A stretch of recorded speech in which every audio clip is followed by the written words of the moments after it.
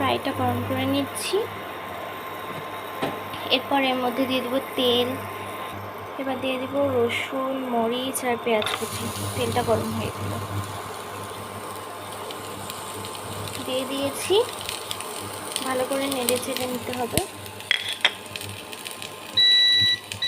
পর্যায়ে পাওয়ারটাকে একদম কম করে রেখে দিয়েছি।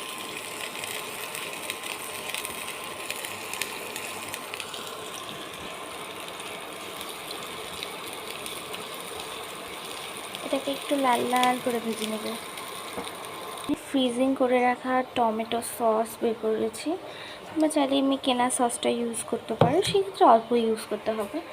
আর এখানে তো আমি যেহেতু ফ্রিজিং করে রাখছি বরফ, তাই একটু বেশি। একে 3 রকমের পাস্তাকে একটু লবণ দিয়ে সিদ্ধ করে নিয়েছি পানির মধ্যে। এবার এর মধ্যে দিয়ে দেবো লবণ আর মশলা গুঁড়া। একটা ডিম দিয়ে দিয়েছি। এটাকে একটু নাড়িয়ে ছাড়িয়ে নিতে হবে। নাড়িয়ে ছাড়িয়ে নিচ্ছি, ভালো করে নাড়ে।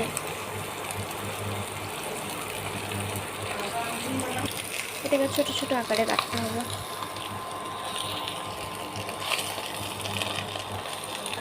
ভালো মতো করে নেড়ে ছেড়ে দিতে হবে। এবারে এর মধ্যে সসটাকে ঢেলে দিব, দিয়ে ভালো করে নাড়াচাড়া করে নিতে হবে। সসটাকে একটু ঘন করে নিতে হবে, ভালো করে নেড়ে চেড়ে।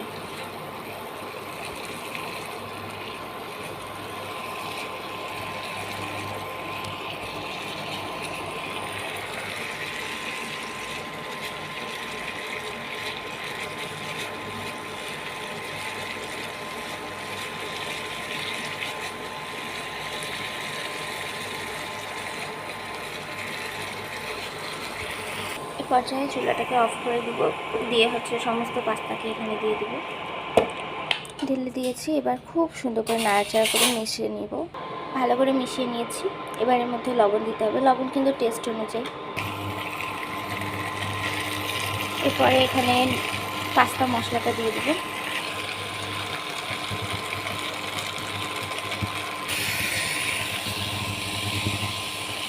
আউলে যাবে, আস্তে আস্তে না। আমাদের কাছে যদি পাস্তা মশলা না থাকে তাহলে এক্ষেত্রে নুডলসের মশলা দুইটা দিতে পারি। আর এটাকে একটু লাল লাল করে ভেজে নিতে হবে।